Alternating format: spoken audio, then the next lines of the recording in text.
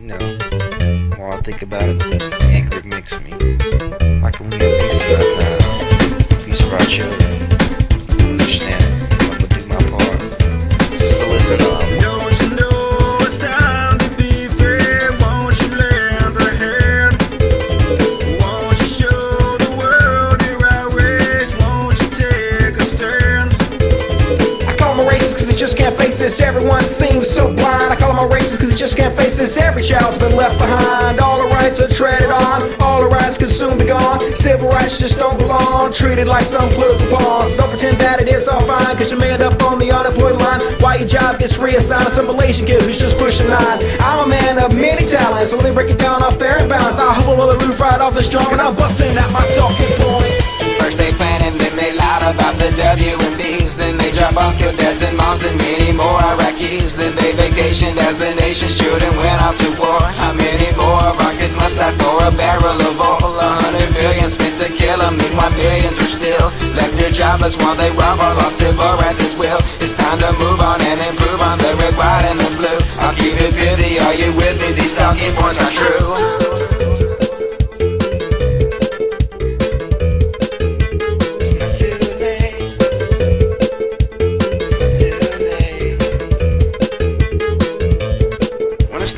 My soul, when it's time to pay that toll, I know that at least those one who stood for peace. And I know that on that day, when I finally have my say, the world will hear me. Cause I'm gonna shout it, gonna tell my mother, gonna tell my brother, if we love each other, we can make a change. Gonna tell my mother, gonna tell my brother, if we love each other, we can make a change. First they planned and then they lied about the WMDs. Then they dropped bombs, killed dads and moms and many more Iraqis. Then they vacationed as the nation's children went off to war. How many more of our kids must die for a barrel of oil? 100 million spent to kill them, meanwhile millions are still left here jobless while they rob our lost civil rights as well. It's time to move on and improve on the red, white and the blue. I'll keep it pithy, are you with me? These talking points are true.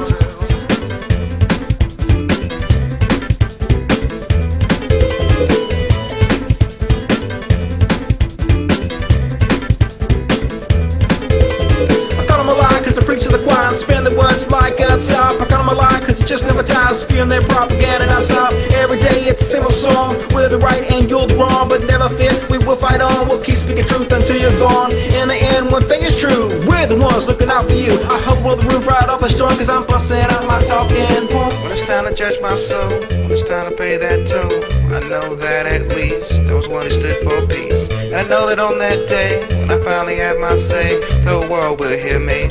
Cause I'm gonna shout it, gonna tell my mother, gonna tell my brother, if we love each other, we can make a change. Gonna tell my mother, gonna tell my brother, if we love each other, we can make a change. Gonna tell my mother, gonna tell my brother, if we love each other, we can make a change. Gonna tell my mother, gonna tell my brother, if we love each other, we can make a change.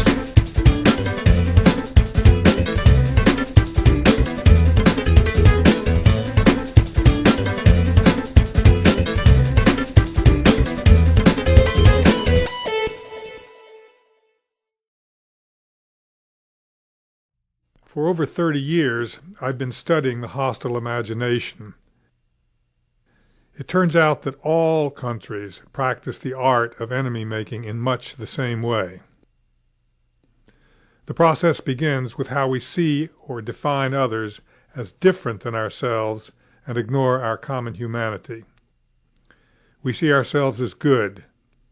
We see them as evil. The world becomes black and white. There's only good and bad. It's a metaphysical dualism. It's not just that we are different than the others. It's not just that the outsider or the other is different than us. It is that carries with it a moral kind of dualism. We're good and they're evil. And once you've set that up, then you've set up the basic template upon which all of the rhetoric about enemies and the imagery about propaganda is going to be superimposed. And so the first thing to go back and look at is how the rhetoric that justifies war is a kind of fairy tale for adults. And it's a hypnotizing fairy tale. You go back, to the original kind of fairy tale of the knight in shining armor, and he's killing here the symbol of evil and of darkness of the demon. And you notice that it's also about sex and sexual roles, because he's killing the demon, and the woman is over, and she's pure, and she's innocent, and she is the audience for his deeds. And it's no different once we have machines. We still use the same underlying mythology in order to justify and to understand what we're doing.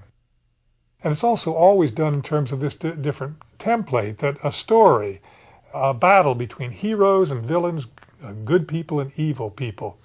And it's usually built up right from the beginning with the way that we train our kids. We read them stories about Jack and the Beanstalk, or about monsters. And, my little granddaughters, they say, tell me a story. And then they always say, make sure they're bad guys in it.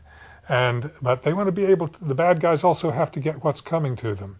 And so that basic kind of division between heroes and villains is then merely politicized when we come to a given kind of war. And then we are initially seen as the small, the vulnerable, the one who's attacked, and the one who attacks us is a giant and overwhelming. And then in order to deal with that overwhelming nation or tribe or figure that's going to attack us, we then have to make them into something that is horrible, so that we can then say, well, now we can kill them, because they may be big, but they're evil. And this happens, see, in every conceivable kind of nation. So here in the Spanish Civil War, the villains are the fascists who in the Civil War, and the heroes are the International Brigade. Now, when you see something like this, you say, well, but isn't that pretty realistic? The answer is yes, it is pretty realistic. The fascists were pretty bad people. They were evil, they did evil things. But also, everybody in the war was led into doing evil things. And the more we see the opposite side as unredeemably evil, the more we do evil in order to combat them. Or in the famous case of Hitler. Now here, according, of course, to German propaganda, Hitler loves children, and he's all for the creation of this clean Reich, and the villain in the piece is Bolshevism. And you can just see, who wouldn't choose between health and this terrible Bolshevik regime. Japanese visual propaganda was more subtle than ours, and it didn't deal with Americans so much as being vile in themselves. It dealt with our leaders. Franklin Delano Roosevelt is a demon, a wonderful, wonderful demon, and the hero in the piece is the samurai warrior, much larger than life, and we're not used to seeing the what we call the Axis powers portrayed in this heroic realm. But again, you see how they use a classical figure in their own culture, the samurai warrior, in order to say that, well, the modern warrior, or the kamikaze pilot, or the Japanese soldier really has this mythic resonance in what he is doing. He's acting in a way which is consonant with the brave actions of his forebears.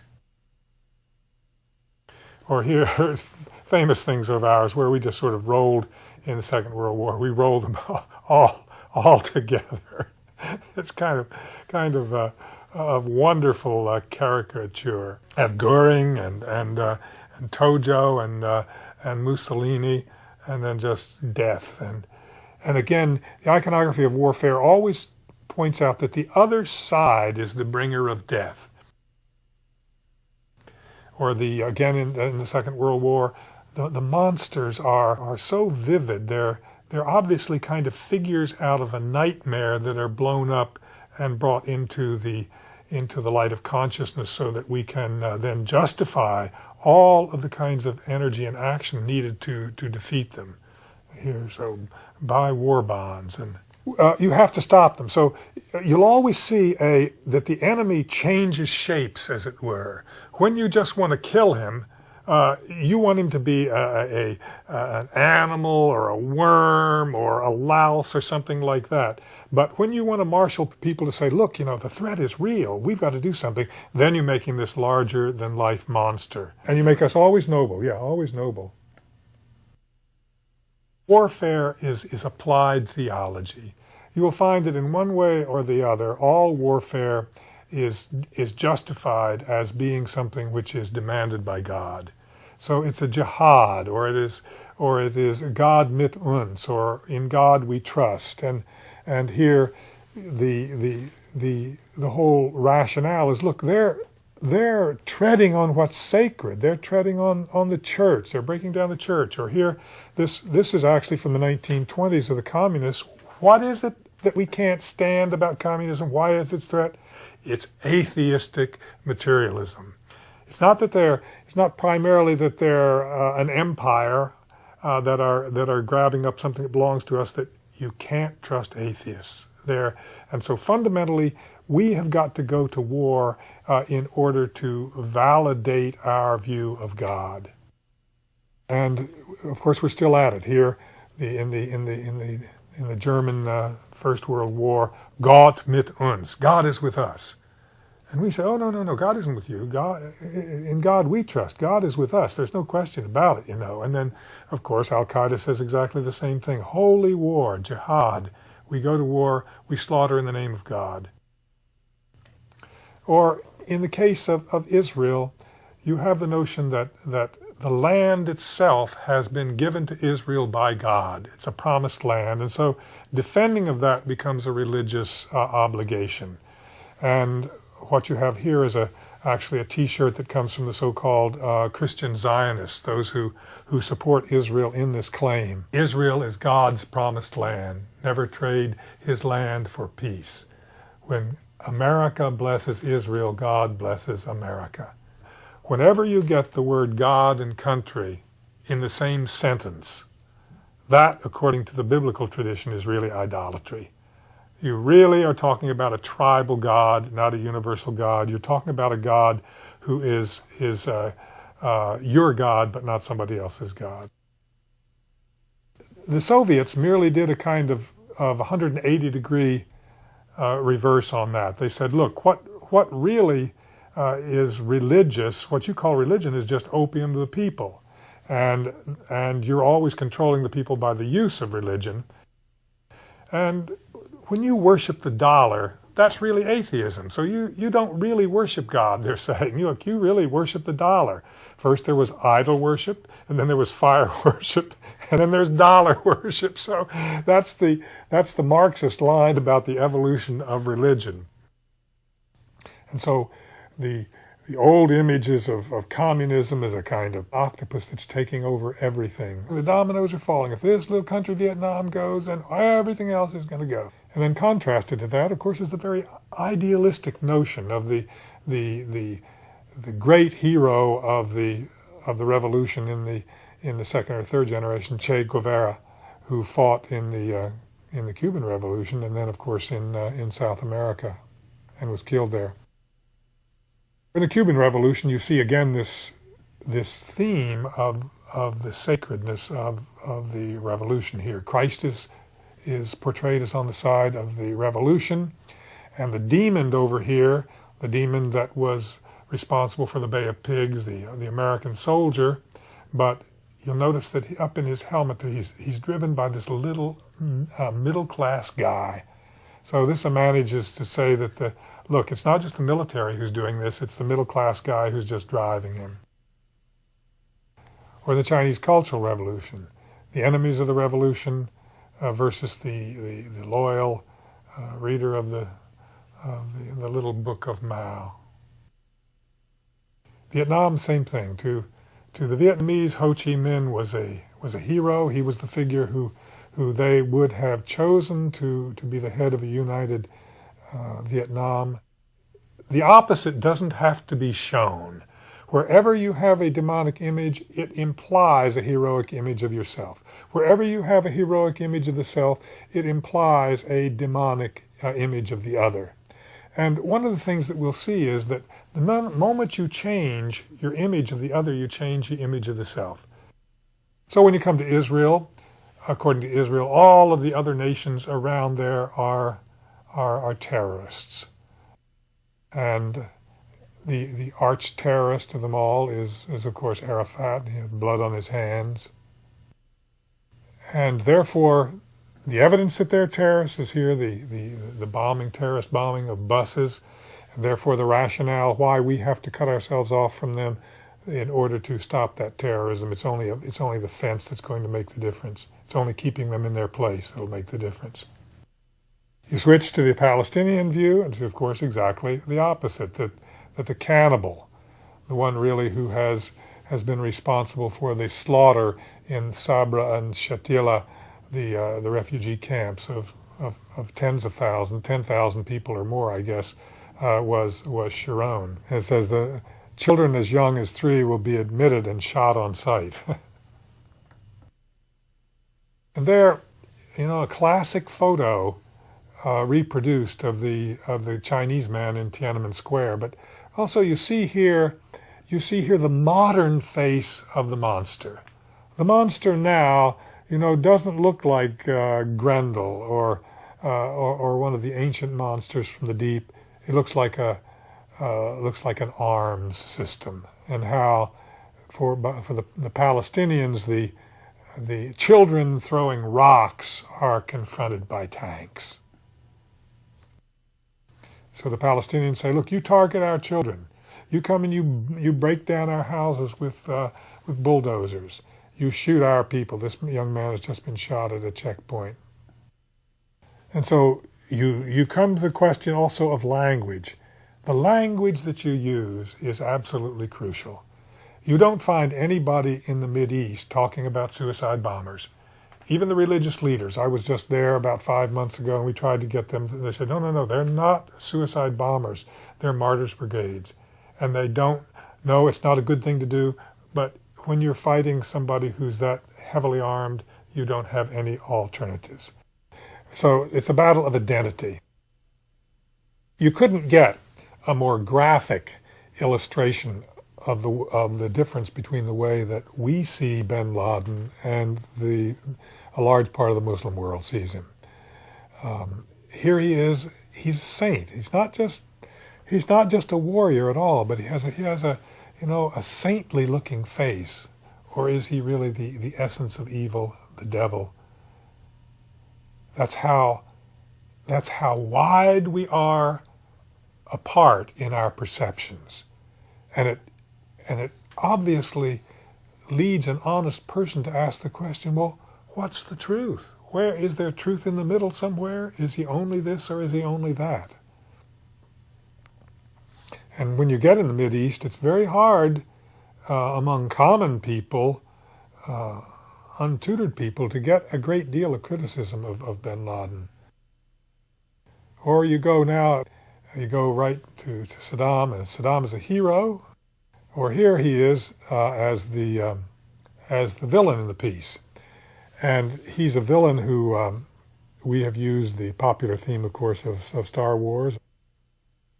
And you notice about this is that the enormous disparity in size, that the one we brought down is this big giant, has been brought down by these 2 rather clever little guys. And then you stop to realize that these 2 people represent and have the 2 largest standing armies in the world. And so it goes back to this theme of, aren't we clever to have brought this giant down, when the question is really, how have we used our power? Or we go to India and Pakistan, and there it is again. It's the fight for Kashmir between Pakistan and the Islamic militants and the Hindus, which has been going on since the partition of Pakistan and India. There it is again from the Hindu position. Do you want to repeat history? The Muslims are doing what they've done all along. So they quote a passage from the Quran. Remember, the Lord inspired the angels with a message.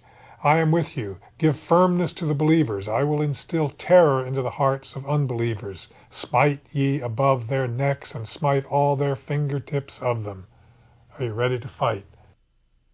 And there the theme carried through Musharraf as the enemy, hung in effigy, versus Musharraf, the hero with all of his medals, and Pakistan as defending the Islamic position.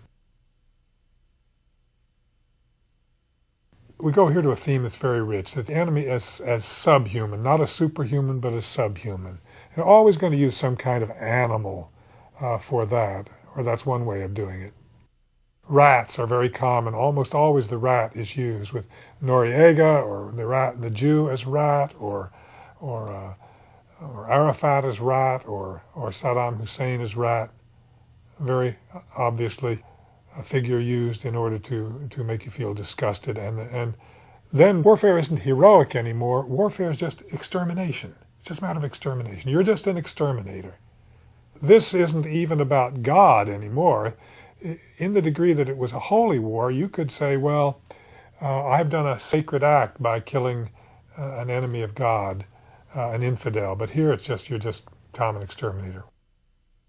Or here the enemy as Jew, as chameleon, as communist, as American, or as British, Second World War. And of course also a liar, a chameleon. Or an image used a great deal in the Vietnam War, cancer. They're cancerous, the enemy's a cancer, you have to just cut it out. Or the English, the IRA used this as English as pigs. Or the Russians use this a lot, Americans as monkeys. Not such sinister monkeys, really. There's always a lot of humor in Soviet propaganda. Or here we are, the snake. Psst, I think we're in a snake pit. All these other nations that are threatening us are snakes, and you can imagine what our response is going to be if they're just threatening us, if they're just snakes. So whenever you create this icon of an enemy, which is complete, then you're able to kill them without guilt or slaughter them without shame. And these are, of course, the classical images that Hitler used in the anti-Semitic campaign in Germany to justify the concentration camps. But it's the same process. You create that face, or you create the enemy as an animal, and you have then enabled yourself. It ends up with this. And they're, of course, on the way to the concentration camps. Or it ends up here, the faceless enemy. Of course, it's easy to kill a thing like that, cease to be human. Or there in My Lai, where Lieutenant Calley said, well, we were ordered to kill them. He said, women, yes, and babies, yes. Or as we did here in Iraq, or here the bombers from the suicide bombers, martyr brigades from Palestine, indiscriminately killing Israeli civilians. Or one of the worst genocides, primitive genocides in Rwanda, where hundreds of thousands were killed, largely with machetes, not with modern weapons. Or again, as Al-Qaeda did to us in 9/11, we weren't human to them. We were just a symbol of something that should be destroyed. Or as we did with the Japanese with nuclear weapons. Or in the firebombing, the indiscriminate firebombing of the cities of Japan or of Dresden. The final stage in the dehumanization of the enemy. In the beginning, we had to project these horrible images of monsters and things over them because men fought where they could see other people. They had to be prepared when they saw a face that might be human to project over that something that was inhuman. But now we've gone into another step where it's not depersonalizing the enemy anymore. The enemy is apersonal. They're not persons. They're not there. All you have is a set of coordinates, and you have ordnance, which is delivered to that set of coordinates by people who never see an enemy. They may have killed, they don't know how many people, and never had to face the fact of what they've done. So there's no guilt involved here, and therefore no repentance. There was always the chance in the old way of looking at an enemy that the humanity of the enemy might get through all of those screens and you would feel guilty. There's a famous story on the Spanish Civil War where one of the people from the International Brigade saw one of the people from the other side, and he was just about to kill him. Had him in his sights, and the man turned around and took a pee. And that simple act, he says, oh my God, he's just like I am, and he couldn't kill him. that's not apt to happen here with aerial warfare.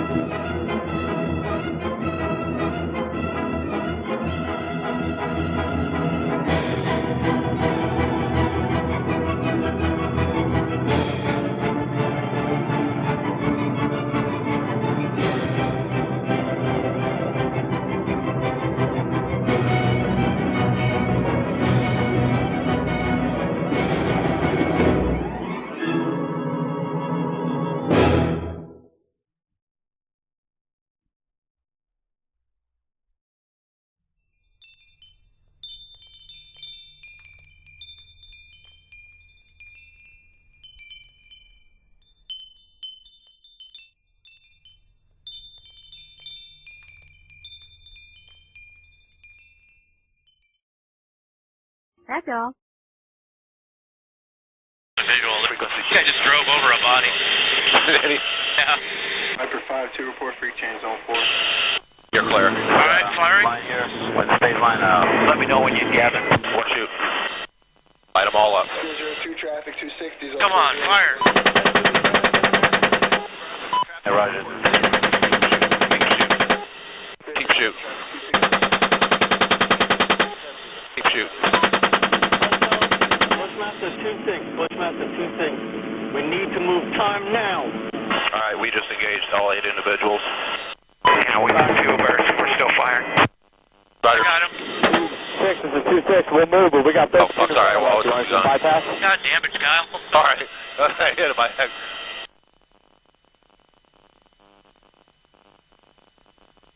Alright, you're clear. Alright, I'm just trying to find targets again.